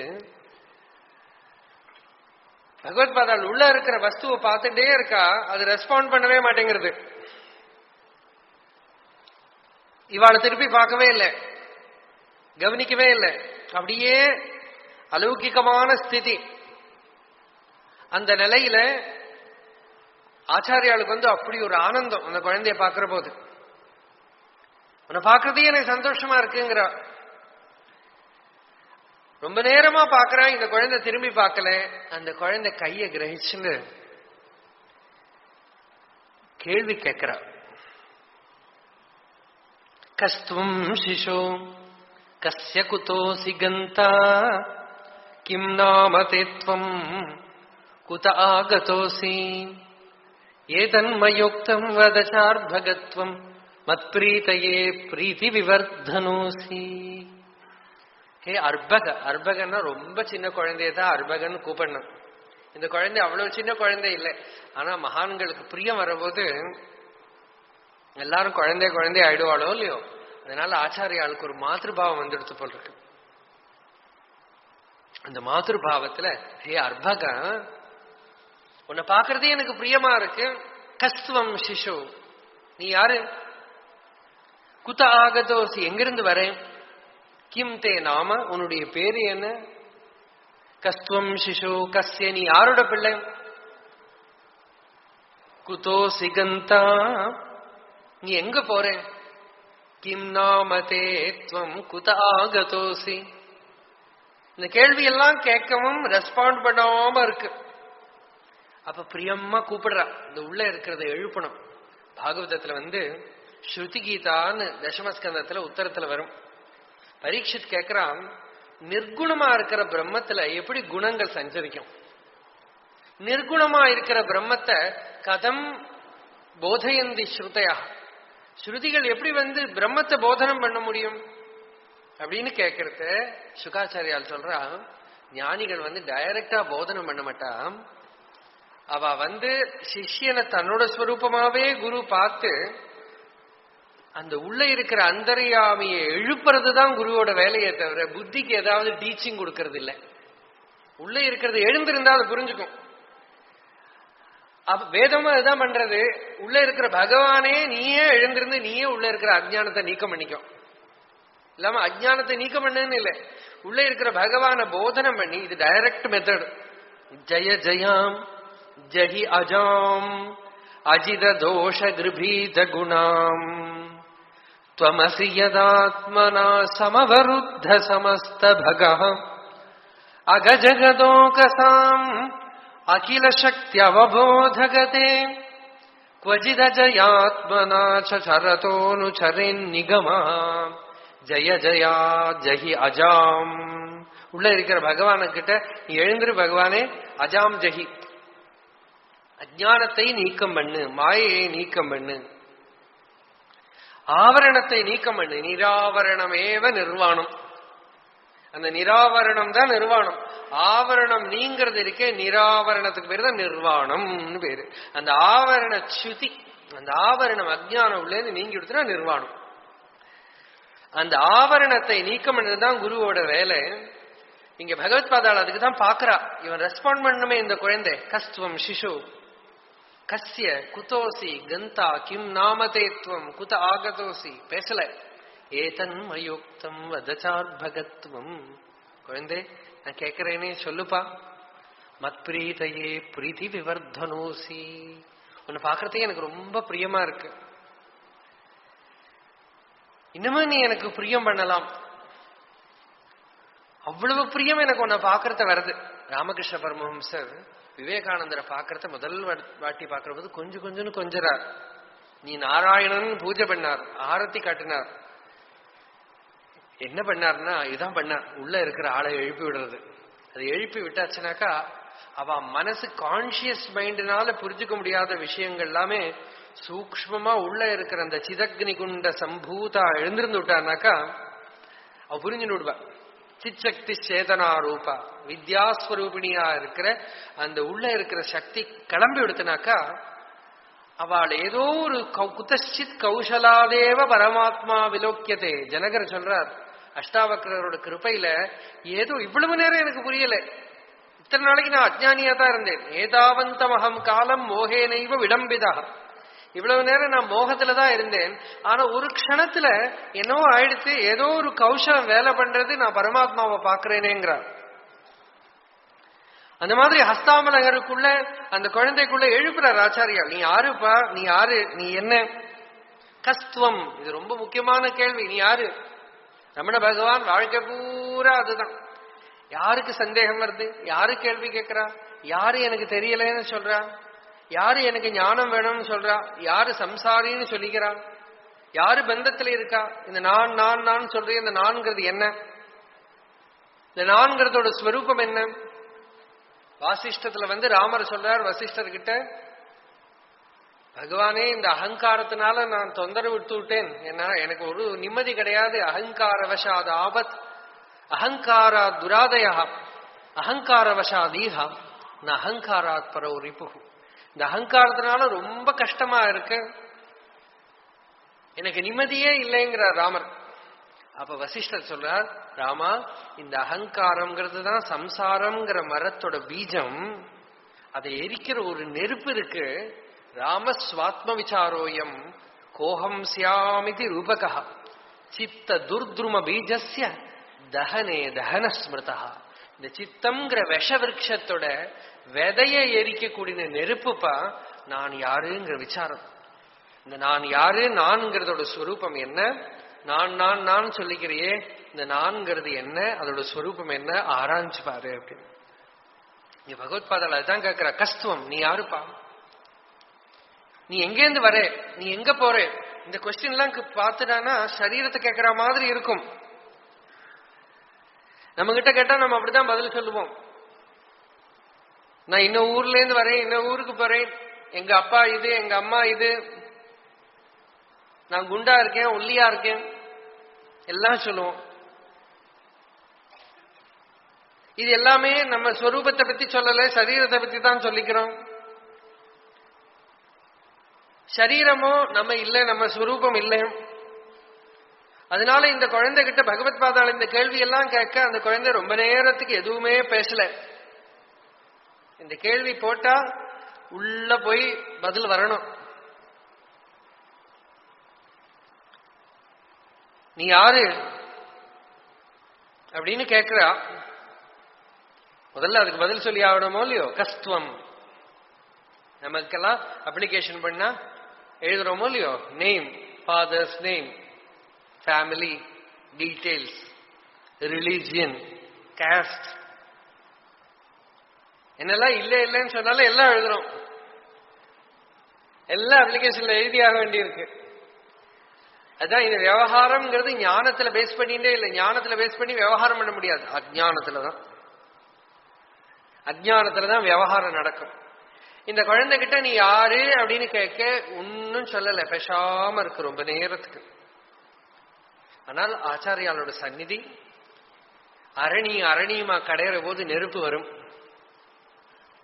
ஆச்சாரியோ அரணிராத்யஸ்யாது அந்தேவாசி உத்தராரணிஹி தத் சந்தானம் பிரவச்சனம் வித்யாசந்தி சுகாவஹ. ஆச்சாரியாக்கிய அதரஸ்தாரணி சமனுமிலத் சிஷ்ய சம்ஞோத்தராரண்யாவேதோத்பாசிதேன ஸ்புடதர பரிபோதாக்னினா தஹ்யமானே. அரணின்னா மேல ஒரு கோல் கீழே ஒரு கோல் வச்சு கடைவா யாகத்துக்கு அக்னி எடுக்கிறதுக்கு. அக்னிஹோத்திரம் பண்றவா எல்லாம் அக்னி விச்சின்னம் ஆயிடுத்துனாக்கா விச்சின்ன அக்னி சந்தானம் பண்றதுக்கு கடைஞ்சு எடுப்பா. கடைஞ்சு எடுக்கிற போது ஒரு சின்ன கட்டையை நடுப்புல வச்சு கடையிறது. இப்ப கூட இவெல்லாம் கங்கா தீரத்திலேயே கடைஞ்சா.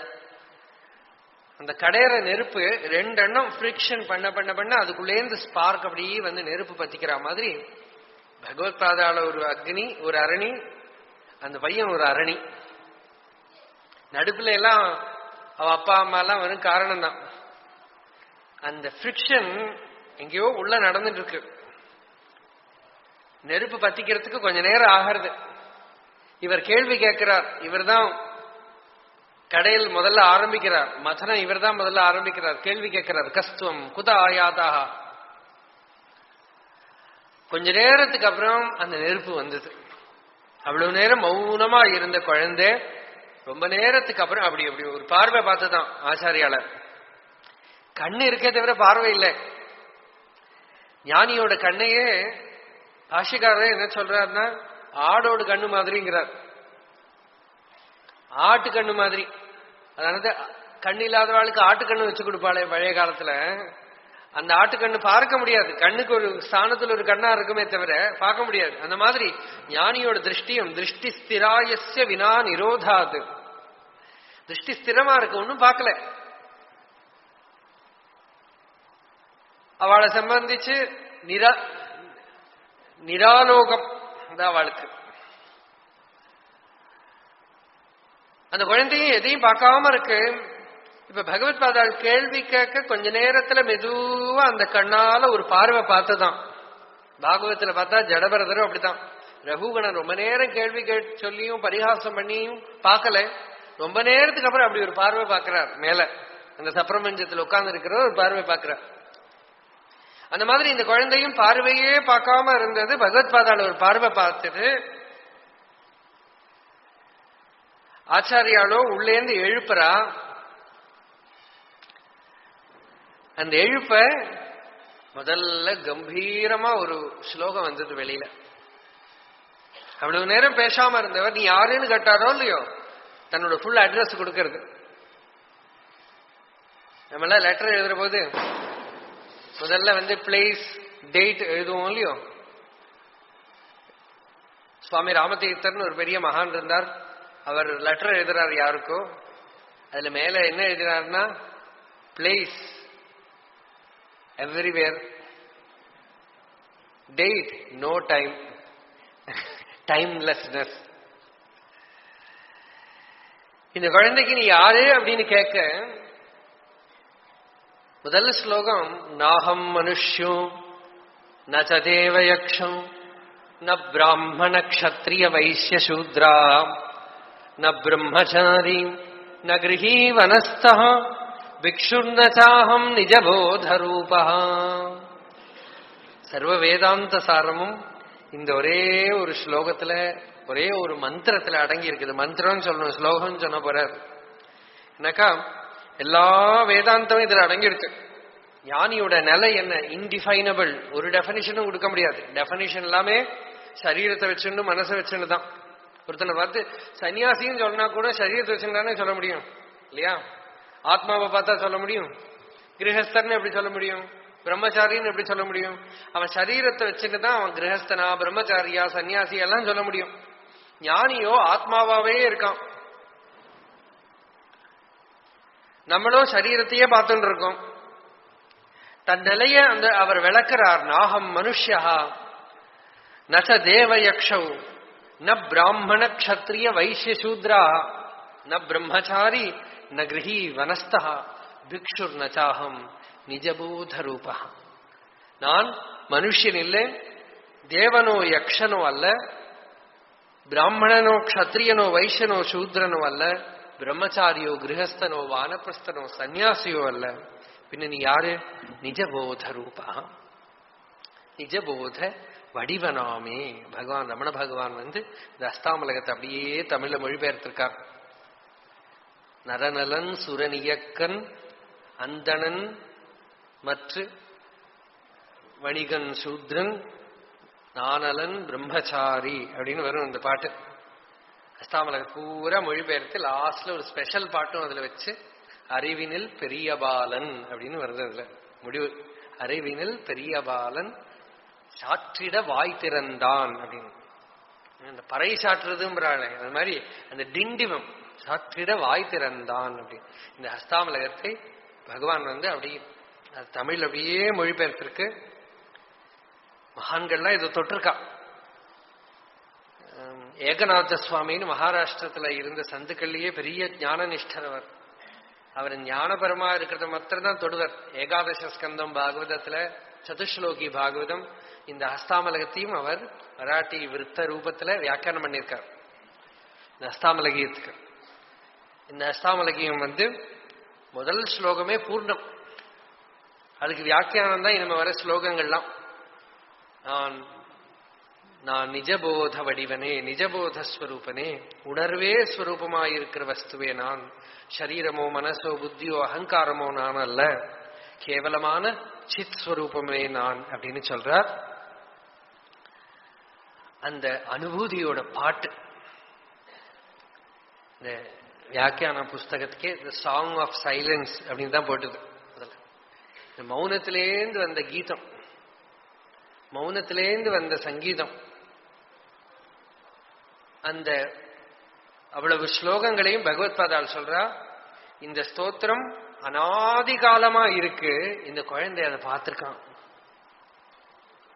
அதனால இவனுக்கு ஹஸ்தாமலகன்னு பேரு. கையில இருக்கிற நெல்லிக்கனி மாதிரி ஆத்ம தத்துவத்தை பார்க்கறது. யோகிகள் இருக்கலாம், பண்டிதர்கள் இருக்கலாம், தாந்திரிகர்கள் இருக்கலாம், மாந்திரிகர்கள் இருக்கலாம். ஒரு ஞானனிஷ்டன், ஒரு ஜீவன் முக்தன் அபூர்வ வஸ்து. வேதமே சொல்றது ஆச்சரியவத் பஷ்யதி கஷ்யதேனம், ஆச்சரியவத் வததி ததைவ சான்யா, ஆச்சரியவத் சைனம் அந்யஸ்ருணோதி ஸ்ருத்வாப்யேனம் வேதன செய்வ கஷ்யத. எல்லாம் ஆச்சரியமா பார்க்கலாம். ஞானி ஆச்சரியம், ஞானம் ஆச்சரியம், ஜிக்ஞாசு ஆச்சரியம், அதை கிரகிச்சுக்கிறவன் ஆச்சரியம், எல்லாமே ஆச்சரியம். இந்த வித்யையே ஒரு பெரிய ஆச்சரியம்.